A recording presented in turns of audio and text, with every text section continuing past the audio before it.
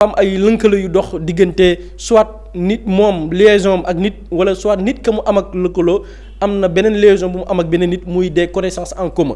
donc ci dossier boobu noonu la am benn nouvelle interpellation bi nga xamante ne nii waa brigade de recherche bu Kër Massar jot nañ ko def jàpp ci ab dossier boo xamante ne nii bu ñu jëlee le quotidien Libération ci xalama Cheikh Mbacke Guissé ñi ngi ko dippee les amants de l'ombre ñi nga xamante ne nii ñooy faru ñenn ci borom ñaari tur yi nga xamante ne nii ñu làqu la ñu woon te jamono ji ñu nekk di leen wër di leen jàpp di leen teg loxo ki ci mujjee jàpp te xibaar bi jib démb mi ngi wuyoo ci turu Ousmane Kadior Cissé di ab journaliste ci télévision bi nga xamante ne nii mooy 7TV moom nag ñu ngi ko jàpp dans un contexte boo xamante ni nii coow li bari na par rapport ak borom ñaari tur yi ba moom sax jëmm ji muy Ousmane Kadior Cissé ba coow li baree ci mbiru borom ñaari tur yi defoon na ci ab intervention boo xamante ni mi ngi ko doon ñaawlu wala boog ñaawlu yenn ci les faits yi nga xamante ni ñeel na mbir moomu nañ ko ci teewlu dellu siwaat ak ci yan anam lañ ko jàppee ak dossier am lan moo ci bees. xale yu ne ci mbedd di yalwaan li may ñaan mooy ñun sénégalais pas sax borom kër yi parce que finalement affaire xale yi yemul rek ci sarak nga protéger ko mais beneen xale boo fekk ci mbedd mi def ko comme sarak nga jëm xool noo ko protéger boo xoolee mbirum Pape Cheikh Diallo bi ba mu éclaté tey ñii moom la ñuy jël te pourtant ñoom ñëpp ay magum jëmm lañ li ñu def ñoom entre mag la pourtant loolu balaa moo éclaté am na bu njëkk éclaté boo xam ne ay tout tànk lañ doon sakku ay taalibe lañ doon jël di leen jàngal nan la ñuy sëyee muy pédophilie. On nous a parlé de centaines de vidéos tey vidéo yooyu xale yooyu fan la ñu mujjee ana xale yooyu kenn lijjantewu leen tout récemment rek ci banlieue bi aussi tey rek maa ngi liiraat information boobu waa joo xam ne ci deuxième étage fa lay dajale ay xale. ñoo ko teeloondoo kooku mooy Ousmane Kadior Cissé bi coow lu jibee am na ci benn intervention bi mu ci defoon à travers ces plateformes muy xamle ni xëy na même bu fekkee ni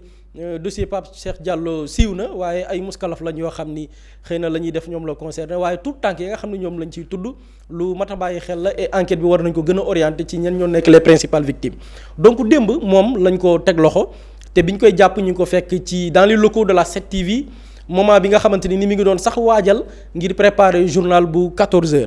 li tax nag ñu jàpp ko mooy suite logique u enquête bu ñeel dossier ñoom Pape Cheikh Diallo bi nga xam ni par la suite lañ ci jàpp ku ñu wooy Ibrahima Majib Seck ñu ngi ko jàppee ci diwaanu Saly moom Ibrahima Majib Seck nag bi ñu ko jàppee dikkoon nañ ci un jour dañu def lu ñuy wooy une exploitation technique maanaam def caytu ci téléphone portable am xool lëkkaloo yi muy am ak ay doomi aadama ay jokkoo yoo xam ne xëy na mën na jox orientation boo xamante ni wala des pistes pour que ñu mën a teg loxo ñeneen ñi nga xamante ne nii bokk nañ ci dossier bi te waa brigade de recherche bu Kër Massar jot une délégation judiciaire bàyyi ko ci tribunal bu Pikine Guédiawaye ngir ñu wëyal l'enquête bi donc ci exploitation technique yooyu ñu amal ci téléphone Ibrahima Majib Seck di rappeler fekkoon ci ay vidéo yoo xam ne nii mën nañ ko dippi ay vidéo sextape yoo xam ni mi ngi doon sëkk ak ay yeneeni góor ci vidéo les informations yi ñu fekk ci téléphone am ci la joxe orientation que ni am na liaison moom Ibrahima Majib Seck ak Pape Cheikh Diallo ba moom sax daan na jugee Mamel doon ñëw ci kër daan na jugee Saly doon ñëw plutôt ci kër Pape Cheikh Diallo bi nekk Mamel ñu doon fa organiser ay soirées partout yoo xam ni yeneen i góor ñoo ñëw da ca bokk. leneen aussi li l'exploitation technique fësal mooy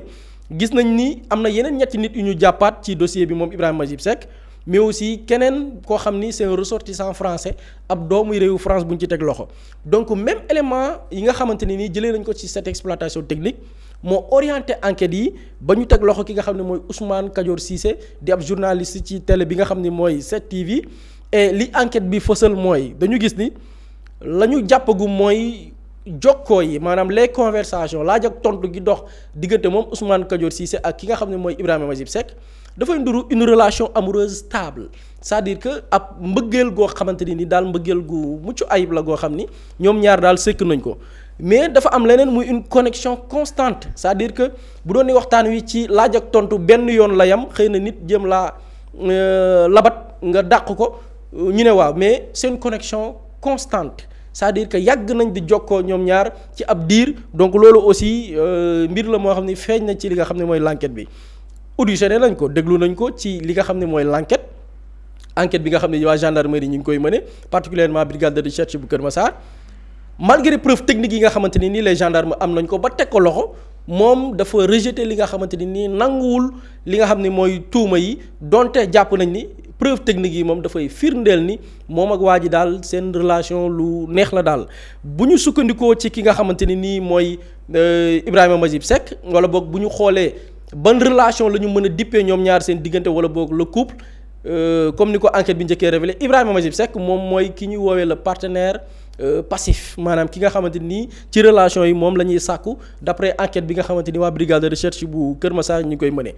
enquête bi aussi mi ngi wëy et bu fekkee ni la topp ci dossier bi ça confirme que ki nga xam ni mooy Ousmane Kadior Cissé ci lëkkaloo yi nga xam ni Ibrahima Majib Seck doon na ko amal moom moo nar a nekk bu dee nii les faits enquête bi dëggal na ko ñeenteelu partenaire ki nga xamante ni nii mooy Ibrahima Majib Seck parce que Ibrahima Majib Seck depuis bi ñu ko jàppee tegaat nañ loxo ñeneen i doomi aadama am na ku ñu jàpp fan yi passé diwoo ci turu Cheikh Sarr moom ab cuisinier la ci mbirum togg la yëngook yu ni mel placé nañ ko mandat de dépôt alxamis bi nga xam ne moo weesu am na keneen ku ñuy wooy Joseph Ndiaye bi nga xamante ni nii moom itam dafa nekk ak maanaam nekkaalewu ki nga xam ne mooy Ibrahima Majib Seck la moom it ci dossier camerounais bi nga xamante ni nii mi ngi tuddee woon boppam Modou Ji mais turam dëgg-dëgg Joseph la woon moom it enquête bi dafa dem ba teg ko loxo gis ni moom itam dafa am relation ak ki nga xam ne mooy Ibrahima Majib Seck mais aussi amoon na beneen jeune étudiant bu ñu jàppoon au niveau de Sacré-Cœur buy woo ci turu Saliou Diallo moom it bi ñu ko tegee loxo gis nañ ni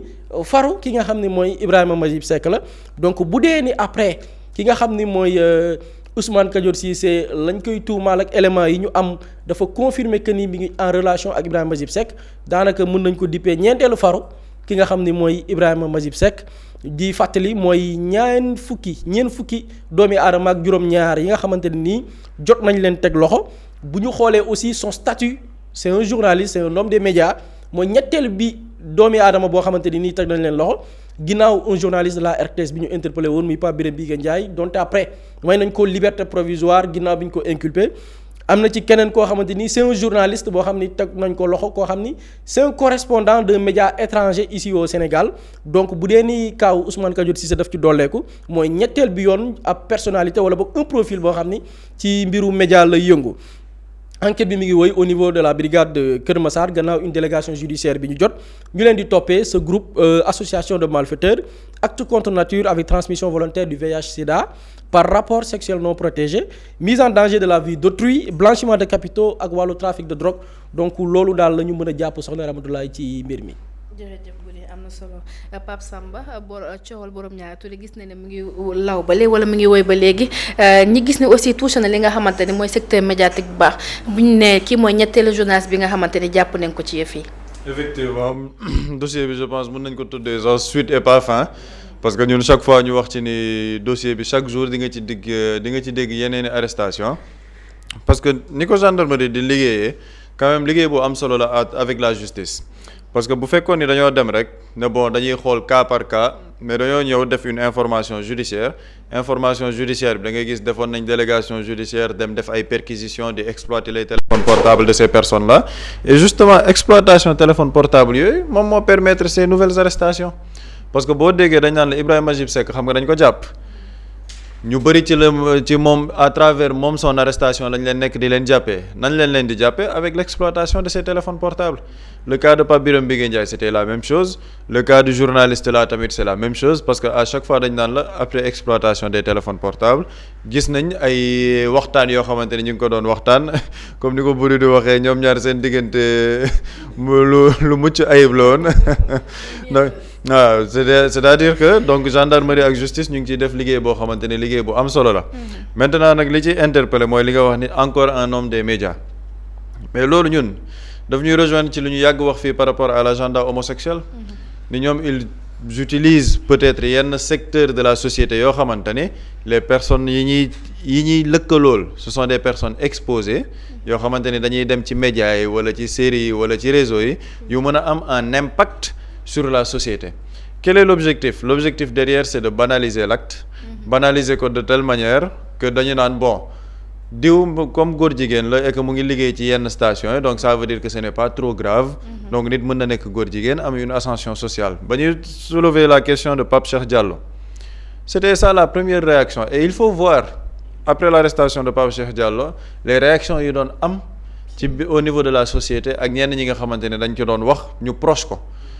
dañ doon génn naan waaw tuumal gor loo xamante ni wóoru la nangam sangam parce que boo amee benn figure boo xamante ni c'est une figure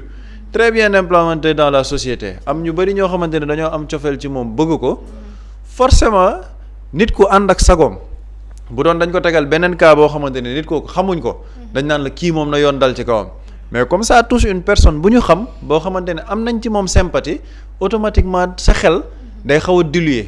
nga ne non kii da nga war a comprendre est-ce que feebarul nangam sangam léegi nag ñoom ci genre cas yooyu loolu lañ ciy bëgg c'est-à-dire que des personnes qui sont exposées yu nit ñi di am sympathie ci ñoom ñoo xamante ne bu ñu waxee rek dañ naan waaw war nañ leen mën a comprendre léegi compréhension boobu nag mooy indi la banalisation de l'acte parce que boo xoolee extrait bi nga xamante ni Boury wane na ko et moom li ñu naan un crime n'est jamais parfait parce que affaire bi moom ñu ngi koy déglu mais boo exploiter son extrait moom dafa jël def ñaari comparaison ci ñaari cas jël kaawu xale yi nga xamante ni ñu ngi leen di sàkku peut-être il faisait référence au dossier Pierre Robert ak yeneen et en parlant du cas de ñoom Pape Cheikh Diallo dafa ne ñii ay magum jëmm lañ maanaam des personnes majeures yoo xam ne ñoom ñooy def li ñuy def entre ñoom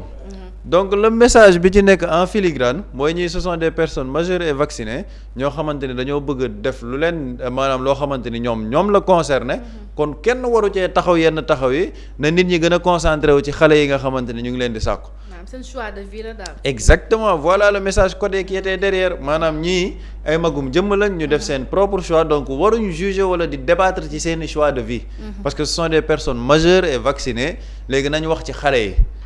pour détourner le regard des personnes pour que nit ñi concentré wu ci xale yi bañ a wax ci mag ñi waaye mag ñi nag ñoo yàq xale yi problème bi foofu la nekkee mag ñooñu te moom mu bokk ci li ñuy wax ni par rapport à ce dossier mag ñooñu ñoo yàq xale yi parce que même pour le dossier Pape Cheikh Diallo ak yeneen dossiers qu'est-ce qu'on te dit il y a des mineurs am na ci dossier boo xamante ne un mineur de 14 ans moom moo doon jubóole ñaari góor jigéen yu xuloo dossier Ouzin Keita bi xale bu 14 ans moom moo demoon ne day dox tànk jàmm entre ñaari góor jigéen pour que ñoom daal seen diggante gën a ratax voilà le danger justement bu fekkee nit dañu ne ay mag lañ nañ leen bàyyi ñu def lu leen neex mais mag yooyu dañuy am un impact sur les jeunes surtout bu fekkee ne ce sont des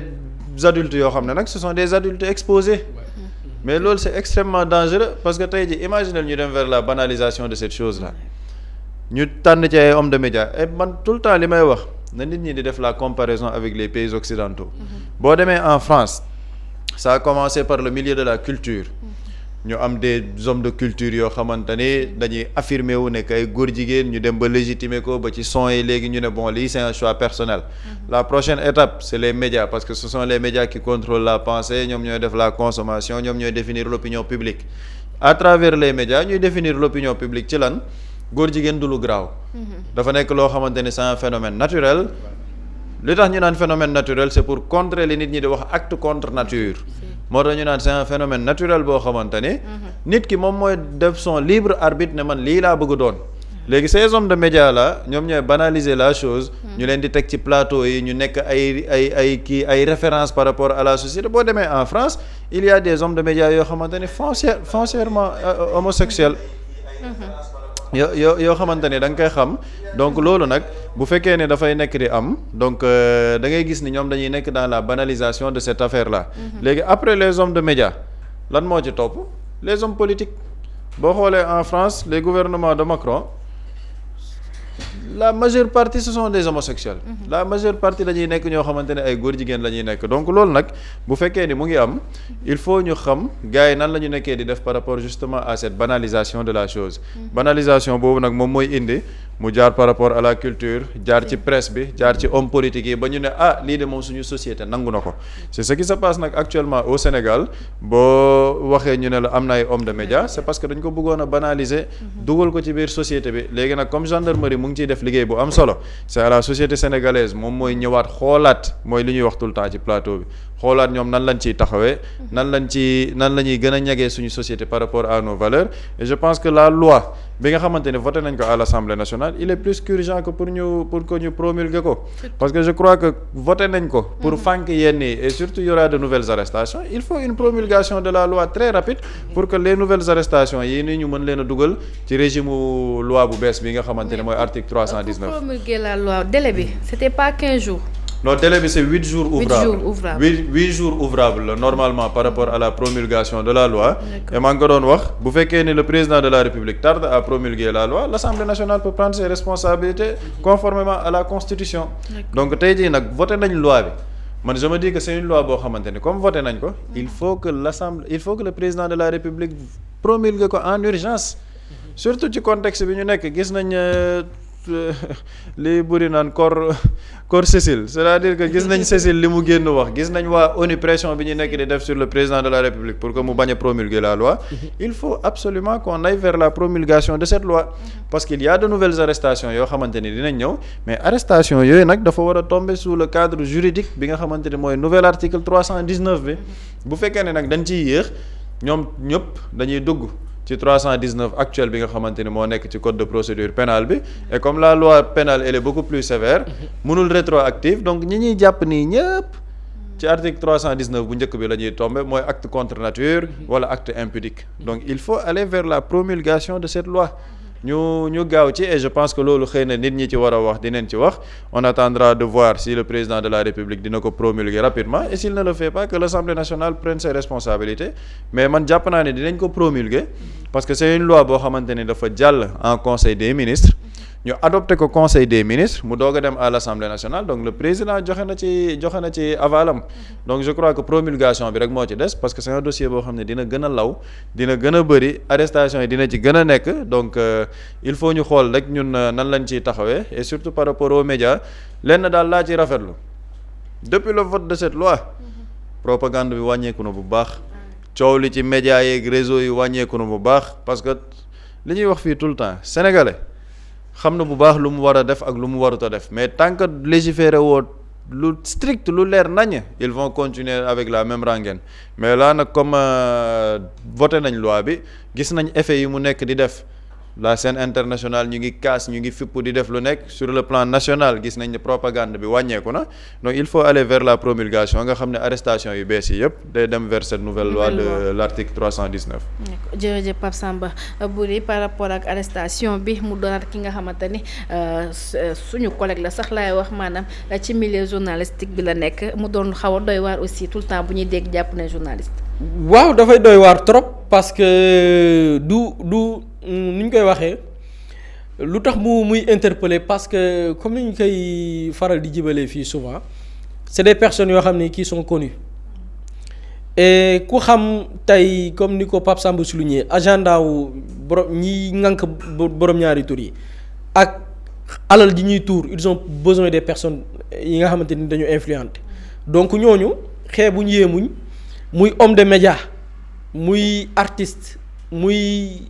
koo xamante ni nii ci industrie yoo xamante ni dafay générer des millions de personnes di la gis wala di la topp ces gens-là ils sont preneurs ils ont besoin des gens yi nga xam ne ñooy def la propagande ils ont besoin des gens yi nga xam ni au sein d'une société ñoom ñooy fekk ñi nga xam ne ñooy ces couches yi ñuy dippee wala bu leen jëlee dugal leen ci les couches vulnérables fexe ba di leen fay fekk di leen dimbali parce que moom laa doon wax démb koo ci gis la plupart jëlal le dossier Pierre Robert jëlal le dossier Pape Cheikh Diallo jëlal ñeneen ak ñeneen koo ci jël dañ ne la il bénéficiait d'un soutien c'est-à-dire que ñi ngi ko doon assister sur le plan sanitaire il bénéficie d'un carnet et c'est des gens yoo xamante ni am nañ xaalis dañ ciy gis ñoo xamante ni nii niveau de vie bi leen di jàpp niveau de vie bi ñu doon mëne xëyuñu gontuñ benn chômeur imagine benn chômeur bu ñu fekk Almadies mu loué appartement aux Almadies bokk ci les quartiers les plus chers de Dakar nga xool lu muy liggéey ñu ne amul palte amul place da nga gis ni c'est de l'argent liggéeyam lan la woon fexe jël ay jeunes Pierre Robert sax moo ko jëndaloon benn caméra muy filmer ses ébats sexuels di ko envoyer Pierre Robert bi nekk en France donc nga gis ni c'est un secteur boo xamante ni nii ils ont besoin de personnes de plusieurs personnes et parmi ces personnes là en fait bu les Sénégalais di am mbetteel parfois bu ñu déggee yenn nit ñi c'est-à-dire dara warul bett kenn parce que ñi nekk ci mbir moomu noonu ils ont besoin de tout le monde tey boo xawee am discours xaw ko njar xam nga Pape Samba chaque jour mu interpellé xam naa temps yi sonal na waa société civile trop chaque jour mu ngi leen di sës ci mur bi quoi ñu ci bari dañ naan société civile mais ces gens ne vont pas en parler parce que ku ci wax financement yi dafay ñu ci bari bokk financement yi dafay dakk parfois ces bailleurs même parfois une organisation de la société civile mun na bañ a porter l'agenda homosexuel mais benn ci bailleurs yi koy financer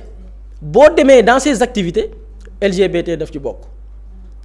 ni ñu soxlaa ces gens là lan la ñuy doy ces organisations mais pour assister ces personnes là di la envoyer parfois da nga gis des rapports internationaux yi gars yi di produire dañ naan dañuy def la cartographie de la situation des homosexuels partout dans le monde mais cartographie boobu noonu bu ñu jëlee par exemple le cas spécifique du Sénégal organisation yooyu ñoo koy produire fii ñoo koy bind ñooñu ñu def ba xam ko dañuy côtoyer góor jigéen yi di leen fréquenter di liggéey ak ñoom di leen fekk ca barab bi ñu nekk di leen orienter fan la ñu war a dem pour sàmm seen wér-gu-yaram loolu lépp da ci am donc ni ñu soxlaa ces gens noonu la ñu soxlaa des personnes influentes moom laa wax les hommes de médias ci lañ bokk wax naa ko boo amee tey benn discours xaw ko njar sax peut-être gars yi def la les yeux doux moo tax foog gars yi di fas seen kanam aussi ñu nekk mais di ñàngal commencer ñàngal parce que c'est ça quoi donc pour man lépp rek daf ñuy interpeller pour ñu gën a bàyyi xel rek xam ni réew mi moom yàqu woon na ba pare c'est-à-dire que moom laay wax keroog nañu sant yàlla bi mooy parfois nii da ngay sant quoi sant bi mooy y a des choses qui se passent tey nuy tetee changement bi am nuy tetee tey une volonté boo xamante ni affichée bi suñuy autorité am ak la gendarmerie bi nekk di mener un travail excellent peut-être yii yëpp mais ay nit ñooy nekk di def des dégâts ci dëkk bi kenn du ci xam dara di nekk seen i biir di wàll ay xale di wàll ay jigéen di wër fu ne di takki jabar di doxaan de gauche à droite alors que saa waay la yàlla xam doy na donc pour man loolu lépp dañ ciy dellu sant yàlla ci situation bi liy feeñ mais aussi fexe ba les responsabilités yi ñu gën ko situer et man côté boobu sax moo ma ci gën a intéressé parce que y a des gens yoo xam ni ils doivent parler wala même s'ils ne parlent pas man j'en suis sûr et certain que suñuy enquêteur xarañ boo xam ne même xam nga am na benn célébrité kenn ku bañ na du wax par exemple bu ñu jëlee le cas de Pape Cheikh Diallo kenn la avoué sa relation c'est Doudou Lamine Dieng mais li ci des mais peut-être après y a beneen booy bi Cheikh Diop mais boo xoolee ces personnes yi bañ a wax mais dans cette enquête on parle d'exploitation technique y a des gens même s'ils refusent de parler leur connexion ak des personnalités ou bien des personnes influentes yi nga xam ne ils avaient occupé des responsabilités automatiquement tu peux tracer li nga xamante ni nii mooy jëflante bi donc pour man loolu la ñuy xaar parce que lii lépp nag gars yi doon def il faut savoir que defuñu ko ci woon ci dëgër fit kese quand on te dit que des gens jàppoon nañ leen mais par la suite leur dossier ñu classé ko sans suite mujjul fenn amul topp gi ci war donc da ngay gis ni bay-bayal am na ci mais bay-bayal googu chaîne bi fan la ñi fi nekkoon tey yor réew mi pourquoi il y avait pas une volonté manifeste de combattre te ñoom xamoon nañ ko amul lu xewoon ci dëkk bi dañoom yëguñ ko wax naa ko fii Sénégal célébrité bu ñu fi jàpp le président de la République automatique da koy yëg ministère de la justice automatiquement il reçoit l'alerte ministre de la justice automatiquement il alerte le président de la République pourquoi certains dossiers ñu ndëppaloon ko fii loolu c'est la grande question tey on parle de financement mais ces gens yi nga xamante ne nii tey pour ces financements ils ont fait du mal ces gens yoo xamante ne nii pour alal combattre nañ tey cible benn communauté pour un combat boo xamante ne nii la ca jublu woon mooy jël benn communauté xeex leen dooleel beneen pàcc ci côté bi pour dérouler l'agenda homosexuel tey ku xool avec la sortie de Cécile Neven bi mu def ku ko dégg xam ni dañ doon dugal alal pour góor jigéen ci dëkk bi alal lañ fa doon dugal pour dooleel góor jigéen ci de léegi c'est sénégalais c'est complice c'est traître maison yi nekkoon fii ci dëkk bi doon jàppale ces organisations doon leen aider ci vulgariser li nga xam ne mooy l'agenda genre su ma nee l'agenda genre rek peut-être même féministes yi nañ ma attaqué non genre parce que gars yi gis nga fii école yi gars yi jàngale nit ñi jàngee. même ci féministes yooyu sax bu dee yaa Awa Fall Diop benn ancienne ministre et féministe engagée. bu ne y a plusieurs lesbiennes qui ont quitté le Sénégal. ndokk nañ dem c'est-à-dire que day permettre ñu raxas réew mi rek. comment ça fait ñoom ñu xam yooyu yëpp que y a des lesbiennes qui étaient là que génn leen dëkk bi. mais parce que gis nga gars yi. ñi fi nekkoon yore yenn bànqaas yi xam nañ les communautés LGBT fi ñu nekk xam nañ leen il leen mais Aly Ngouille Ndiaye invité woon nañ ko fan lan la ne le taux de prévalence du VIH chez les homosexuels loolu c'est des études yu ñu def nan la ñu parce que xam nañ ces communautés là fan la ñu nekk ñoom xam nañ leen di c'est que nag dafa amoon une réelle volonté pour combattre ko loolu mooy le problème mais man dama jàpp ni mbir mi. Peut-être avec cette loi mënuñu ko appliquer par rapport ak les financements parce que tant que promulgué wuñ ko du entrer en vigueur par rapport ak des faits yi nga xamante ni moo jiitu faits yi nga xam dafa précédé mais pour man des gens pour cet agenda ont fait du mal des gens pour agenda bii ñu tëggoon tey attaqué nañ fi ay sëriñu daara jàpp nañ fi ay xale nangu leen ci seeni sëriñu rek fan lañ yóbbu xale yooyu noonu fan lañ leen yóbbu. Donc ñooñu leur responsabilité duñ ko situer des gens yoo xam ne pendant plusieurs années ils s'activaient dans ça et je pense que c'est ça quoi parce qu'ils ont fait beaucoup de mal au pays tey li ñuy coow nii yëpp tey combien d'enfants ñoo nekk victimes certes am na ci ñoo xam ne caay-caay bëgg xaalis moo leen ci dugal mais am na ñoo xam ne c'est des victimes parce que nga jël tëgg sa projet nga ne non dañu bëgg initier xale yi xale boobu quoi que l'on puisse dire bu demee ba am 18 ans xam nga te avec dossier Pierre Robert nee nañ depuis 2017 la ñu xam mais donte depuis 2009 ñu ne année bi muy def soirée partouze yi à Saly am na ci benn xale boo xam ne en 2019 lañ ko sàkku il avait 14 ans xam nga kooku xamul dara tey kooku boobaak léegi ñaataat la am bu dee 14 ans 2019 14 ans la amoon jamono ji ñaataat la am jamono ji au minimum il a 20 ans wala 21 ans kooku def nañ ci moom loo xam ne mbon ngoo xam ni peut-être sax mu am une orientation sexuelle boo xamante ni c'est pas voulu dañ ko imposer par ay defkatu ñaawteef moo tax sànq t'as raison le journaliste Ousmane Kadior mi bi mu defee ne oui certes on parle de dossier Pape Cheikh Diallo mais nañu wax ci xale yi non mag ñi la ñuy njëkkee parce que xale yi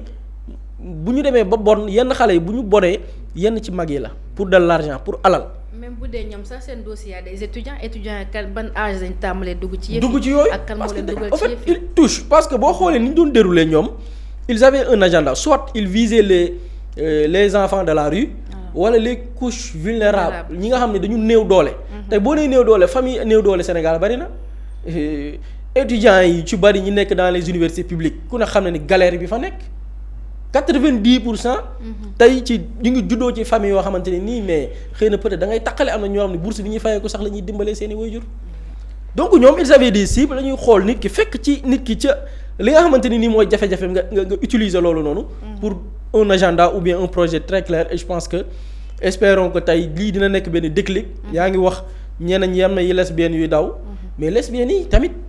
loolu nañ ko gëstu tamit parce que se sentent pas en sécurité. parce que ñu ci bari dañuy jàpp ni gu góor jigéen bi moo gën a garaaw mais lépp benn la ñaar yëpp amul benn bu ci gën a néew sa borom am na benn bu ci gën a kii sa borom c'est-à-dire que bu dee ni nee na ñi ngi daw bon ndokk mais je pense que l'essentiel bu fekkee ni ñoom dem nañ ba sentir ni gis naa fan yi benn waaye bu def post sur sa page ne il reçoit beaucoup d'interpellations am ñu ko naan dañu bëgg a génn dëkk bi ak yooyu noonu parce que on se sent pas en sécurité mais bu dee lii dafa nekk benn déclic buy permettre tey ñoom góor jigéen yi seen ëxlu bi def comme ni waa Israël defoon dafa say génn wuti fu ñu dem wuti la terre promise baax na nañ daw dëkk bi dañ koy raxas rek mu gën a set et je pense que tey bari na musiba yi xew ci dëkk yenn ci dëgëra mbon yi nga xam ne suñu borom alak na ci ab askanu lëmm buy xew di ci dëkk war nañ poser la question lan moo ko waral li seen Cheikh doon wax naan sang réew mi pour man lii occasion la sax pour sang réew mi bu dee am na ñuy profité daw dama ne bon vent et puis fa ngeen jublu yàlla bu fa yiw yàlla jublu. day na waar en tout cas ñoom daal ñu ngee daw parce que neneen nekkatuñu en sécurité ci réew mi ñun ne ñu ngi ci jàmm yàlla baax na ñu wéy li nga xamante ne mooy waxtaan bi rek ak